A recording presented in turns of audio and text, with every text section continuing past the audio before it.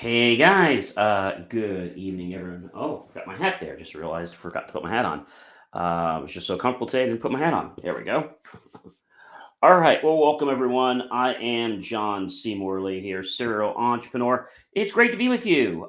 Merry Christmas, everyone, for those of you that celebrate Christmas, and Happy Hanukkah for those of you that are celebrating. It's the first day of Hanukkah, and happy other whatever holiday you celebrate. Welcome, everyone. I hope your holidays have been, or are continuing to be, or are starting to be amazing, blessed, filled with joy and laughter and lots of peace. All right, everyone, let's kick this off. All right. It is December 25th. That is Christmas Day for those of us that do celebrate. It's just about 5 minutes to five. And welcome, everyone, to this holiday season of Inspirations for Your Life podcast. Again, these are two very special episodes. I'm your host, John C. Morley, serial entrepreneur. And tonight, we gather to celebrate Christmas and Hanukkah. And I'm going to explore with you how to unwrap life's greatest opportunities and pave a way to success. You know, the holidays are a time for reflection, gratitude, and renewal, an ideal moment to redefine your priorities, your promises, and prepare for opportunities in the new year, which that's coming soon, by the way, and what that has in store for you and those you care so much about. So join me, everyone, as we turn the magic on of the season into a roadmap for personal and professional growth. Let me help you make this holiday filled with joy and laughter, and let's spark it with something extraordinary. All right, everyone. Thanks so much for being here on the holiday or for joining me after the holiday. It's always great to be with you. It doesn't have to be a holiday to be with you guys, as you know. I love to be here. Do check out believemeachieve.com for more of my amazing, inspiring, courageous. And ladies and gentlemen, welcome to our TikTok live stream viewers. You know, we stream to all these different platforms every day. And now we have TikTok, and we're going to keep welcoming them in, I believe, till the end of this master top because they are new to us. So you can catch us on TikTok, JCM Academy. All right, everyone. So defining success on your terms. So the holiday, ladies and gentlemen, is a time to pause and reflect on truly what brings you joy and fulfillment to your life. Success doesn't have to look the same for everyone. Maybe it's spending quality time with family, hitting a year end priority, or finding peace during a hectic season. Take this opportunity to set meaningful and personalized definitions of what success means to you that inspire you into the holidays and, of course, into the new year, which will be 2025. And we'll talk more about that in a few days. Build a strong foundation, everyone. This is key. Just as the holiday traditions create stability and connection, a strong foundation in life and work is essential for long term success.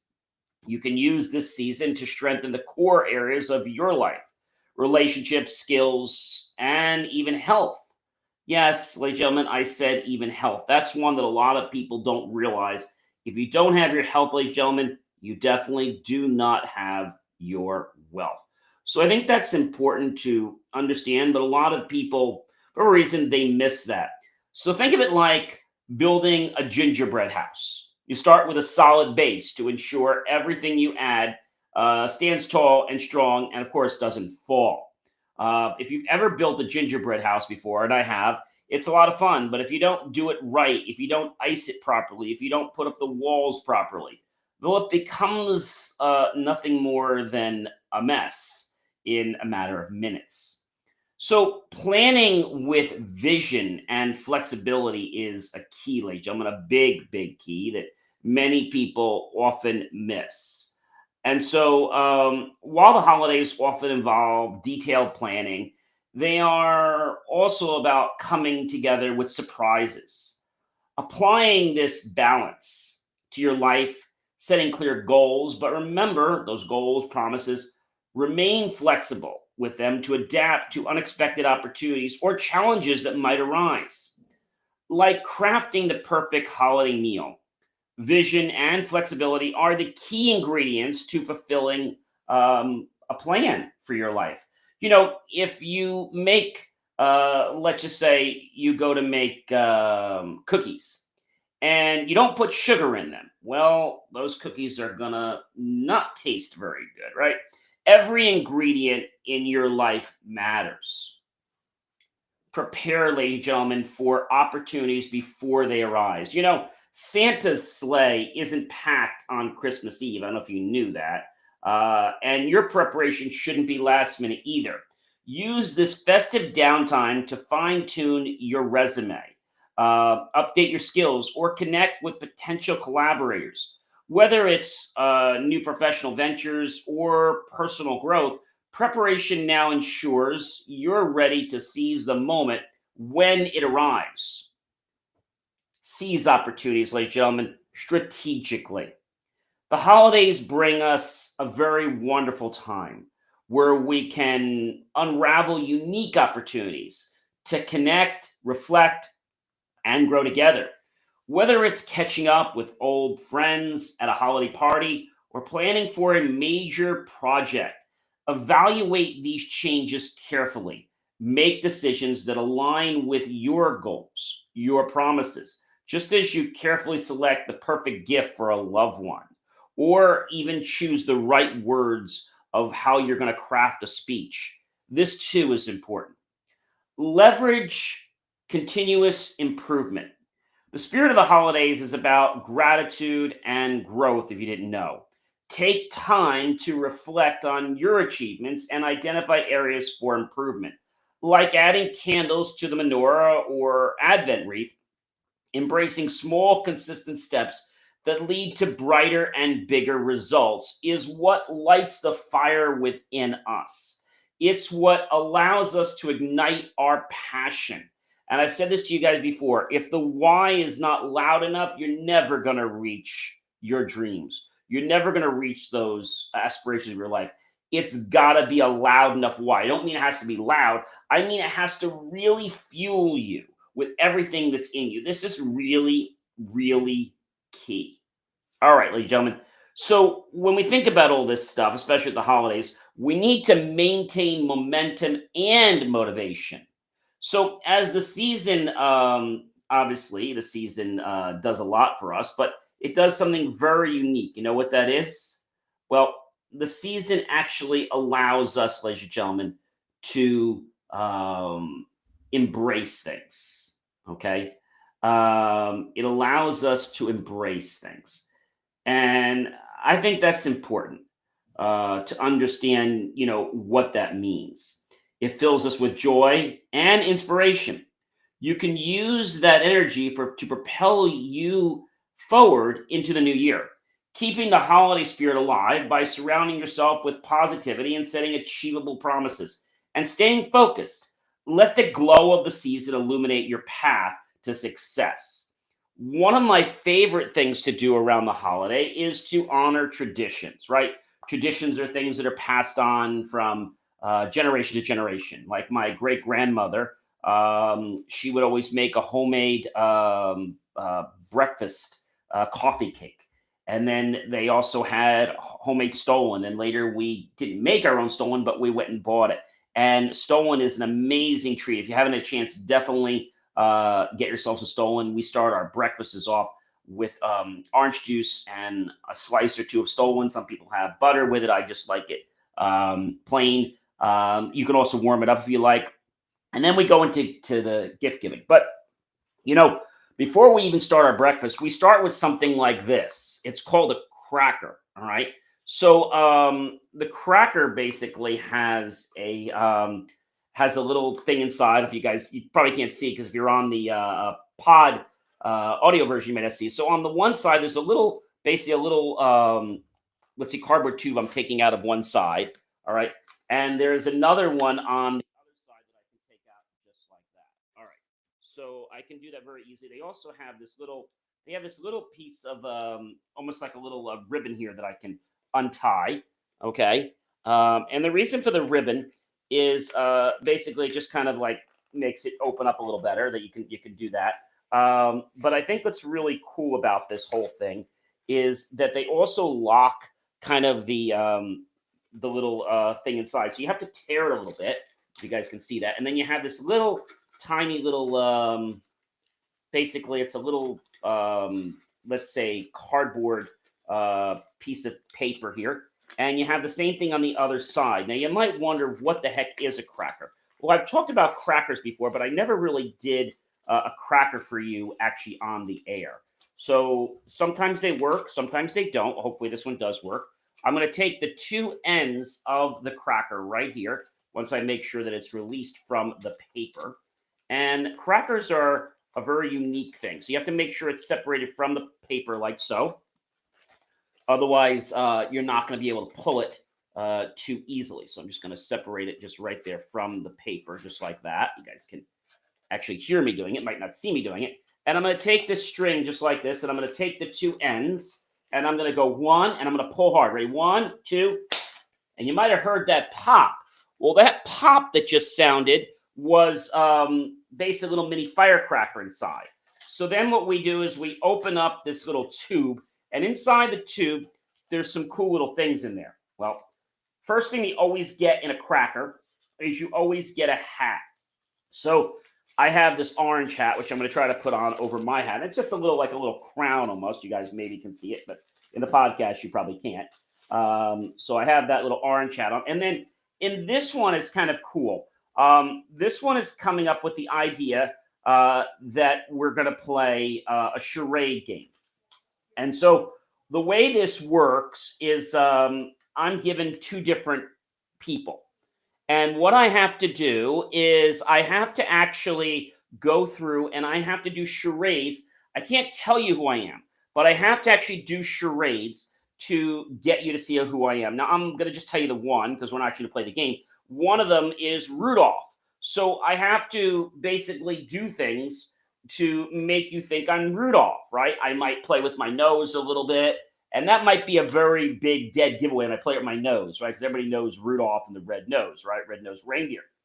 So charades are really fun. This one says you can start acting silly. And then my actual charades that I can play, for me, I'm supposed to get you to think about the play Wicked. Another one is to get you to remember the ever popular Titanic.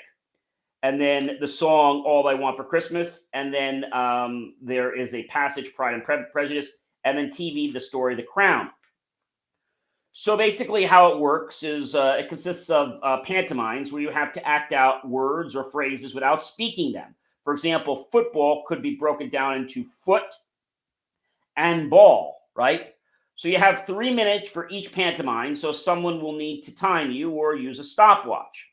When you pantomime, first indicate whether you're going to mime the title. So you let people know by, there are different signals you can use for like, is a title. If it's like a movie, you can do movie. If it's title, you can do like title like this. If it's a music, you can put like thing like you're putting on headphones. If it's a passage, you can maybe go book. If it's TV, maybe you can go TV. People say it's a movie. No, TV. Then the next thing is you indicate that the next thing you'll do is how many words are there in the title. So typically I'm going to say like this one happens to be All I Want for Christmas. So I typically would do like the little thing like putting on listening to the music and then All I Want for Christmas. So it's 1, 2, 3. So it's 5 words. So I would hold up 5. And then what I would do is I would next indicate which word I want to start acting. So I'm going to act, let's say I want to act the last word, okay? And then I might be doing joyful things and people get the word and they'll just say Christmas. So that's a really cool charade. And so each one of these has that in that, which is really cool. And then this particular cracker comes with jokes. So the jokes for this cracker is, what do you call a line of men waiting for a haircut? A barbecue. What do you call a boomerang that doesn't come back? A stick. What is the Earth's circumference? Well, 400,75 kilometers or 24,901 miles. Okay, so that was one. I have another one from before that I'm going to share from what I had. So we did one at breakfast and we did one actually at our dinner, which was today. What do frogs wear on their feet? Open toed sandals. What do you call a blind reindeer? No idea. What is a baby goat called? It's a kid. Now you might say, John, what's the point of this? Well, the point of this is it creates tradition, or it helps you relive tradition. Something that if you don't have traditions, you definitely want to do that. Now you might be asking me, and I'll be happy to tell you, when did the concept, I should say, the concept of crackers, come about? Well, it was a long time ago. Fireworks started, back in the 1800s. But what is, and as everybody always asks us, what is a cracker? What is a cracker at dinner? That you pull, and so it's really amazing. Again, they call them Christmas crackers. It's a festive tradition where two people will pull apart a decorated cardboard. Now, the way it typically worked, we don't do it this way. We just each give everybody their own cracker. And the one, when you pull the end, the one that had the bigger half keeps the prize inside. But I think it's more fun that everyone gets their own hat and things like that. It particularly was popular in the United Kingdom and other Commonwealth countries during the Christmas meal tradition. So we do it at Christmas Day, just before we open our gifts, at the breakfast, and we do it at our Christmas Day dinner. So the important thing about the Christmas crackers is the crack sound, the origin of the name, created by a small explosive charge inside the cracker. So two people will typically pull it, but we do it where one person pulls. There's always usually a paper crown, and there's usually a joke, and sometimes there's a gift. Now, ours didn't have gifts in them. Ours actually had this game for doing, pantomiming and charades, and it also had this little thing where, who am I? I had to kind of basically enact who the people were, so you could try to guess it. So you might say, gee, where did it come from? Well, it came from many, many years ago, in the 1840s. Basically, Smith was inspired to add a crack to his sugared almond treats after hearing the crackling sound of a log fire when he was with family. He patented his first cracker in 1847. A Christmas cracker is a cardboard tube wrapped in a brightly colored paper and twisted at both ends. Inside, it contains a paper crown or a party hat, as I said, a joke, a motto, a riddle, a game, a small toy, or a novelty item. And again, guests will place crackers at their table settings and pull them together, but you don't have to do it that way. All right. The tradition of English Christmas crackers goes back many, many years. Where can you get them? Well, you can get them online, you can get them in stores, and they have all different sizes of them. And so, again, the story started with a man named Tom Smith, who was a pastry chef living in 1840s. On a trip to Paris, Tom witnessed the French holiday tradition of wrapping sugared almond in twists of decorated paper. Tom brought his idea back to London with him, where he started selling sugared almond bonbons wrapped in twisted paper. The almonds were often accompanied by a motto marked by kiss mottos, and they were intended to be given from one romantic partner to another, but didn't have to be. The mottos often featured romantic messages and love poems. The crackle of the firewood was all it took to spark Tom Smith's imagination, leading him to add a crack, no pun intended, to his Christmas cracker. One day, Tom Smith was adding a log to a fire when he got an idea to add a crack to his sugared almond treats. When he heard the crackle of the log he put on the fire, he was inspired to rebrand his treats. He developed a log-shaped package that was bigger than his original, so as to fit a sound-producing device. After some experimentation, Tom finally came up with the idea to incorporate a small friction-activated explosion, which would create the signature crack sound before revealing the motto and the almond within. Originally coined a Casa Q, these were the foundations of what are now known as crackers today. Over time, the almond was replaced with a small gift, and around the 1900s, a paper crown was added to the goodies by Smith's Sons. The motto remains part of a present day Christmas cracker, but instead of love notes, these mottos are simple jokes and limericks that tend to be endearingly corny and, of course, overdone. So, if you've never had a Christmas cracker, I would definitely encourage you to definitely get one and, you know, bring it to your next party. But it's great for the holidays. All right. We've also done this at Easter time. Doesn't have to just be at Christmas time, but that's where they came from. So when Christmas cracker aficionados are thinking of where to get the best Christmas cracker, there are many places you can look. There are Christmas cracker companies in the UK, and they've been manufacturing Christmas crackers since 1975.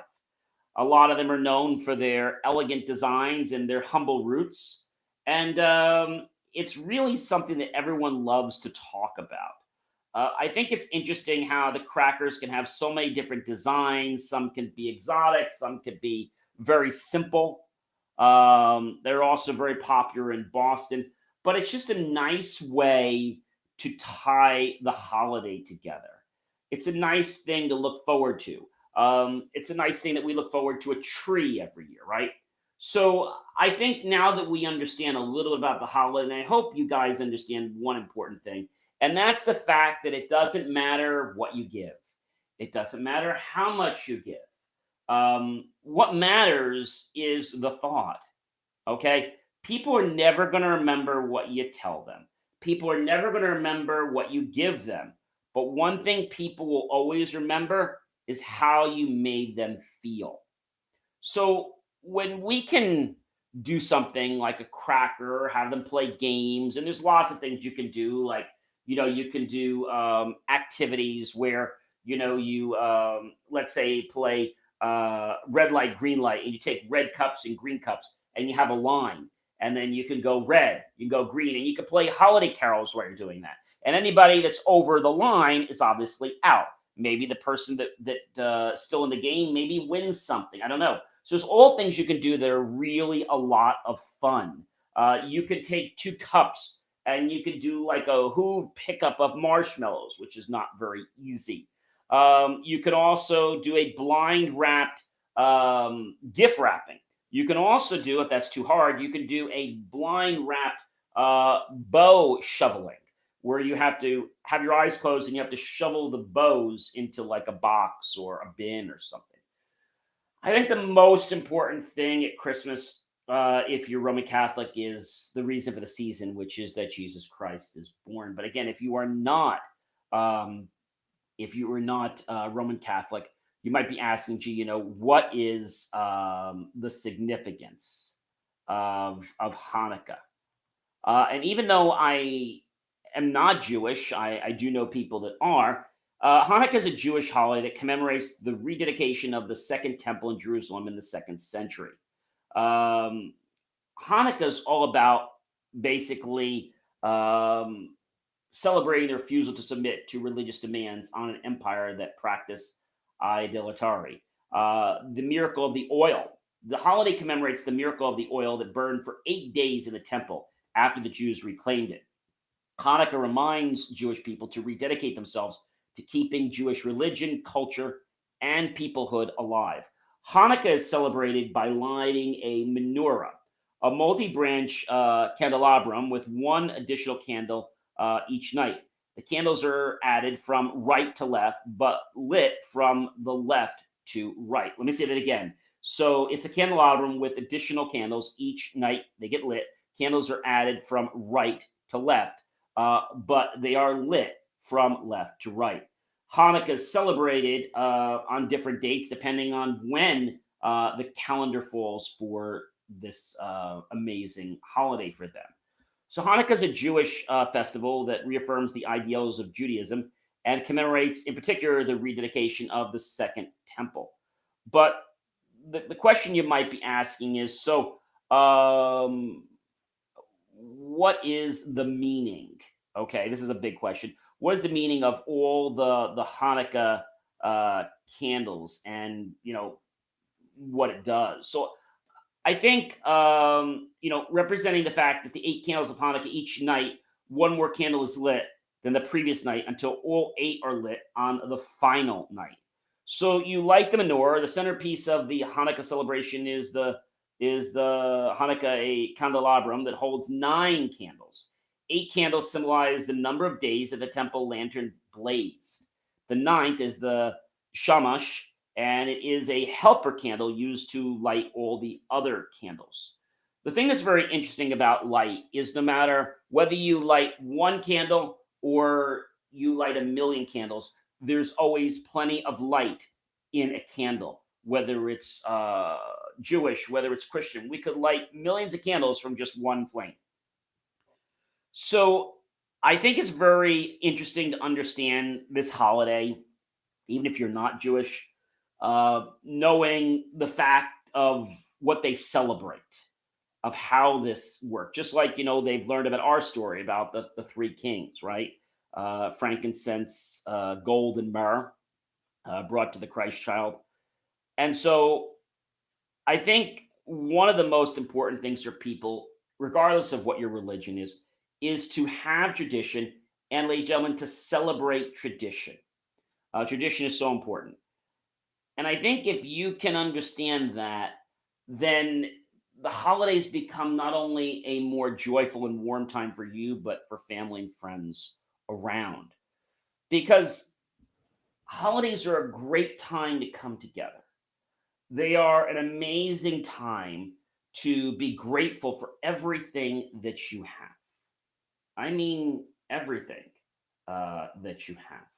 So when we think about, Christmas or we think about Hanukkah, the first thing you probably think about is all the great food. So the question I was asked is, what is the significance of the food um, served, at Hanukkah time, and I think it would really amaze you. So traditional is latkes, latkes, traditional fried potato pancakes that symbolize the miracle of the oil. The word latke is Yiddish for pancake. Latkes are often served with applesauce and sour cream. The sufkiyat is a round, deep fried yeast dough pastry filled with jam and sprinkled with powdered sugar. The Hebrew word signifiat comes from the Greek word suffin, which means spongy or fried. Other traditional foods are challah, oven braised beef brisket, chicken confit, vegan potato latkes, vegan spinach noodle kugel, Israeli salad, and Thai cucumber salad. So I think it's a very important time for all of us to understand this. And as we understand the fact that everyone's heritage is different, okay, it's important to respect them. And there's a lot we can learn, even if we may not believe in it. It's still interesting to learn about different people's culture. Ladies and gentlemen, I do wish you guys Merry Christmas if you celebrate Christmas. If you don't, happy, healthy, amazing holidays to you guys. And I'll